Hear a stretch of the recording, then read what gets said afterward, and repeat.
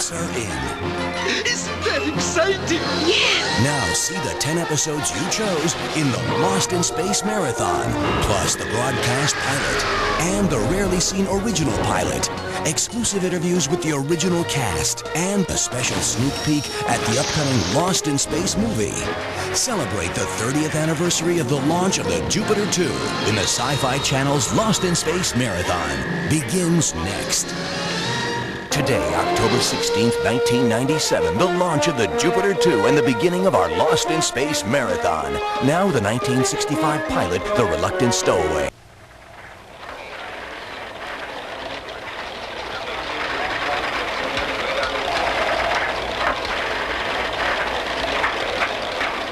This is the beginning. This is the beginning. This is the day. You are watching the unfolding of one of history's great adventures. What did I think the world was going to be like in 1997 when we were making the show? Pretty much like it is now.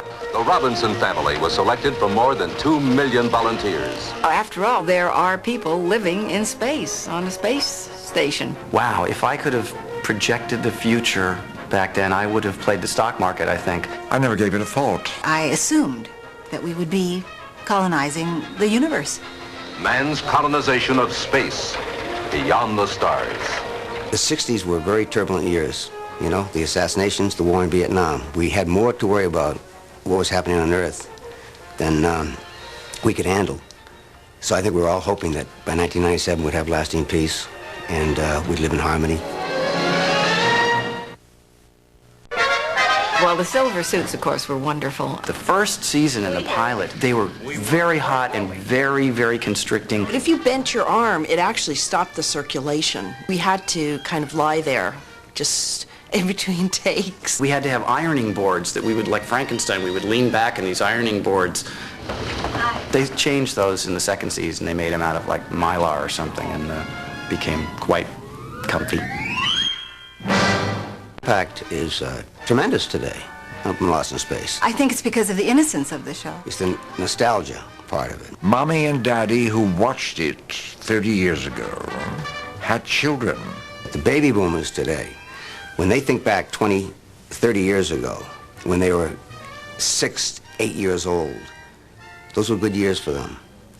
The home, the family, the mother, the pies, all that kind of stuff, you know, good things happening.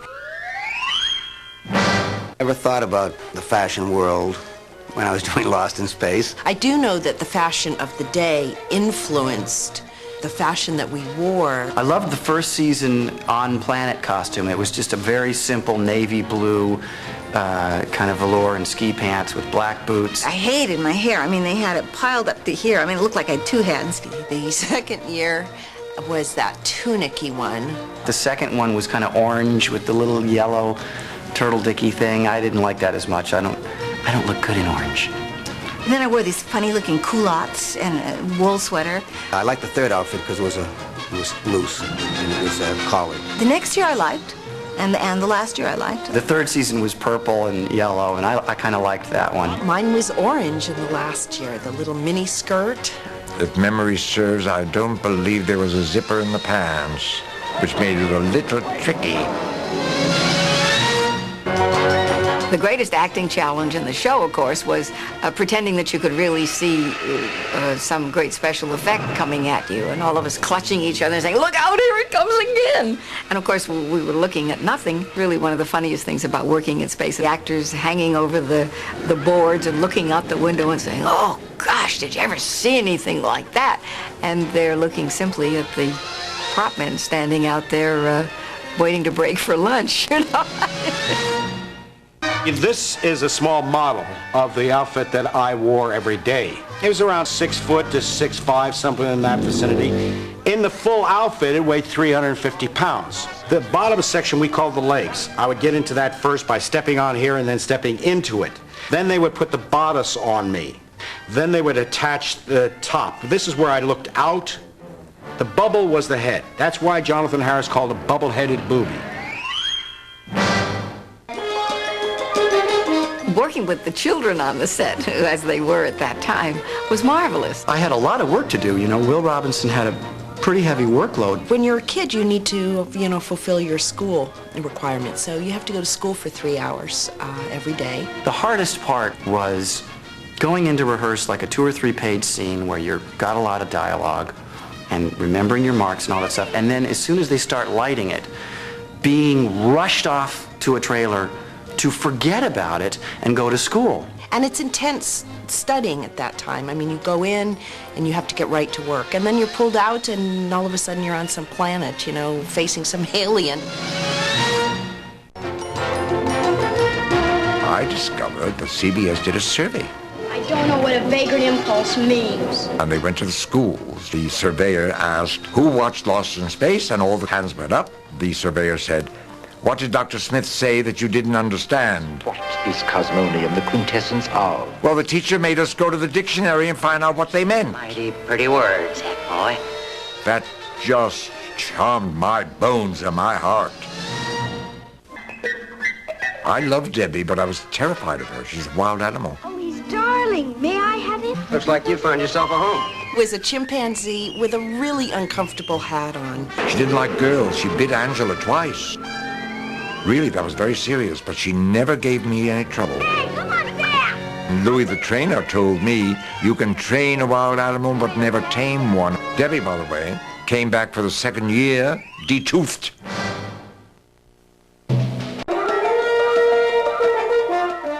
I think that Vegetable Rebellion is probably the worst show I've ever seen. I just remember a big carrot. The epitome of bad TV. Sir? Ah, there you are, young seedling. You've come to make some sort of sentimental appeal, am I correct? I'll never get over it. The whole thing was, talk about let's go out in the backyard and play space. I mean, it was like being in kindergarten. June and Guy and Mark didn't even pretend. I mean, they couldn't do it without laughing. Tell me something, Darbo. Why do you want to turn me into a teakwood tree? Would be one of my better achievements. I went to the director. I said, I think I'm a pretty good actor, but how do you talk to a carrot, And he said, oh, yeah, don't worry about it. Just the same way you would a piece of celery. Moisture! Moisture! I need moisture!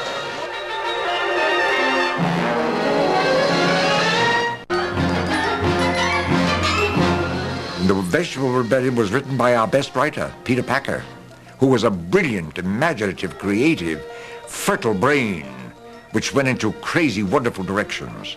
And he wrote The Great Vegetable Rebellion. He brought it to my dressing room, I remember, and wouldn't give it to me. He kept doing... I said, Peter, give me that script. He said, you're going to be sorry. And I said, why? He said, it's total trash. I said, then why did you write it? He said, I don't have another idea in my head. That's television. It eats up the material. The most memorable one, without a doubt, is the one called The Vegetable Rebellion. Well, I'm glad one of you animals appreciates us. Go on. Totally preposterous situation, which made us all laugh so much during the shooting that Guy Williams and I were written out of the next 2 episodes for laughing, which we thought was terribly funny because we were written out at full salary. I was hired to play a deep-dyed, snarling villain who bored me to death. No, don't wake them. Why not? It's their lives, too, and since I'm the only one who can pilot this ship. Also, there's no longevity in a part like that because I realized that in, 5 episodes they'd have to kill me off. So I created from the ground up the Smith that we have all come to know and love. Doomed to Devil's Island. The pain, the pain. I developed that whole thing with the robot, which was the best thing that ever happened to me. Whoever had a robot is a straight man. You bubble-headed booby, do you realize what you've done? And I decided he was also my alter ego. I was on the point of landing on the Isle of Capri. Now I'll never get there. Sorry, Dr. Smith, but it was only a dream. Only a dream indeed, my dear boy. I think of all the myriad parts that I've played, he's my great favorite. You've got to resist it.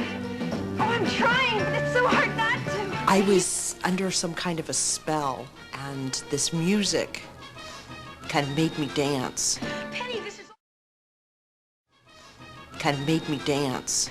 Penny, this is all wrong. It's crazy. I would just go off and start dancing, this kind of psychedelic dance. Hey, man, you really grew. Yeah, and we gotta persuade William to groove with us. The two of us just kind of got swept away with that beat. First year, we were more serious shows about a family, you know, going into space, technology, and so forth. The movie's going back to that. Conclusion. Environment. Hostile. They're shooting the beginning as the same. Give my regards to Oblivion. Gary Oldman, who is playing Dr. Smith, hides on board. It's a lot more serious. It's darker. If they want to go campy, they would have had, you know, instead of him, they would have Richard Simmons playing Dr. Smith. Oh, the pain.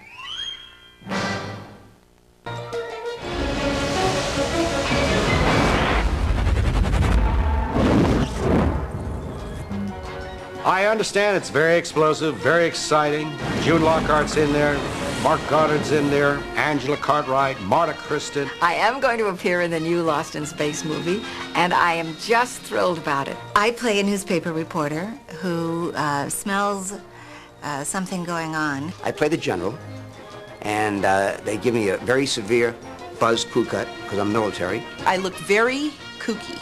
I look very bizarre. I play the administrator of the school where young Will goes. The writer, Akiva Goldsman, took the best of what I thought was in Lost in Space and put it into the script.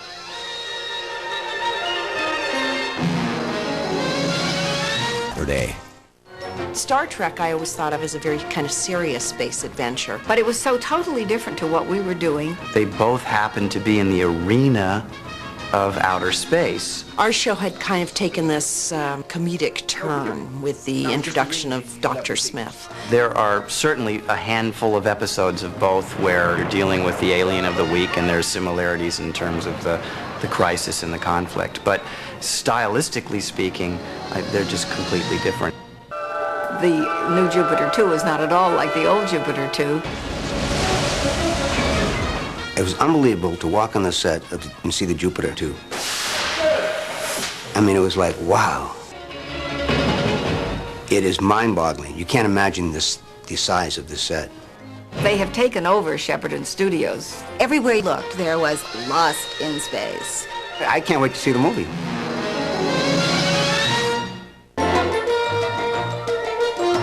We had a wonderful man named Stu Moody for our explosions. Irwin Allen loved explosions and floods and earthquakes. He loved that. Our special effects were nothing like they are today.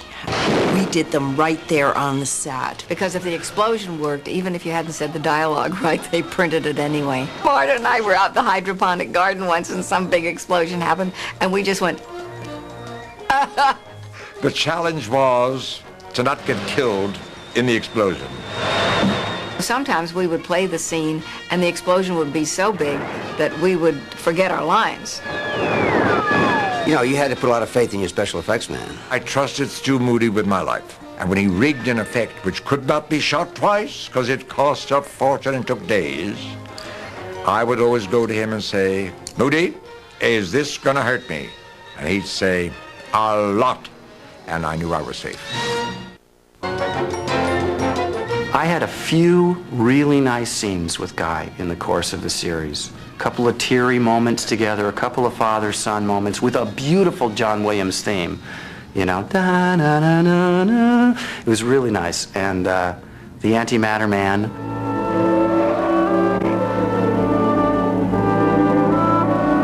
I just cherish them, and I wish we'd had more. Big fan of Lost in Space, so we certainly knew what I was doing as Don West. And his character, I believe Don West is going to be a much stronger character than I developed, more cockier, maybe just as angry, but I think he'll have more of a different kind of an appeal in the humor part of it. I think I had some softness to my character. He is going to develop a character that's going to have a lot more depth than I ever had as Don West. My age has got a mechanical, Robotian kind of sound. William Shakespeare, 1564. And Irwin says, my dear boy, that's exactly what I do not want. This is a advanced civilization. I want a highly cultured approach. I said, okay. And I'm saying, warning, warning, it does not compute. And Irwin's saying, no, that's not right. Do it again. Try this. No, that's not right. Finally, he says after about 5 minutes, listen, he says, we're not getting it. Thank you for coming in. You're still the narrator on the show. Little did they dream that in less than 20 desperate hours, I start to walk out, and now just, God knows why. I say, Irwin, let me try one more thing for you. And now in my best mechanical Robotian voice, I say, danger, warning, it does not compute. And Irwin says, my God, what the hell took you so long? We're the Martin Lewis of space. Warning, warning, stay back. Bob, probably of everybody in the cast, had the toughest job physically of anybody.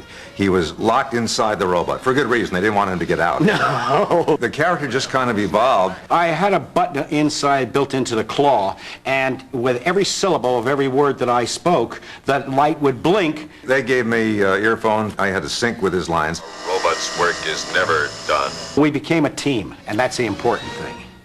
The actress who plays Penny Robinson, Lacey Chabert, she was on Party of Five and done several movies and stuff. I'll do one more for fun. Here we go. She didn't ask me for any advice. I don't think I would have given her any. This is her part now, and she owns it, and she can do with it what she feels Penny, is to her, which is what I brought to it when I did it. But you have to be able to give that, that torch on.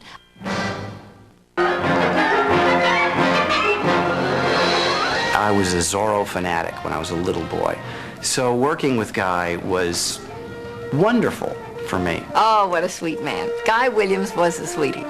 He was well educated, he was bright. Working with Guy Williams, I found him a very, very intelligent, very bright man. He had this kind of persona of being a strong, stoic person. Oh, Daddy, I was so frightened. It's all right. There's nothing to be frightened of. I remember Guy as having just this lovely gentility about him that you don't find very often in people. He was like Errol Flynn. He had that smile behind everything he said. He had that understanding. He had the compassion. He was a dedicated man. He was a good father. You know, he was every man.